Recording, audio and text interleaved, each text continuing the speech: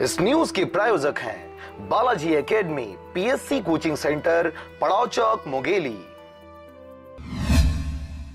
मुंगेली जिले के पथरिया क्षेत्र में लगातार बस पलटने की दुर्घटनाएं सामने आ रही हैं, क्योंकि बस संचालकों द्वारा लोगों के जान के साथ खिलवाड़ करते हुए अधिक रुपए कमाने के लालच में यात्रियों को ठूंस ठूंस कर भर दिया जाता है।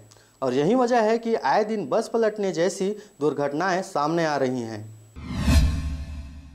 इसी कड़ी में बुधवार को बिलासपुर से पथरिया की ओर आ रही यात्री बस अनियंत्रित होकर पलट गई, जिसे दर्जनों यात्री घायल हो गए।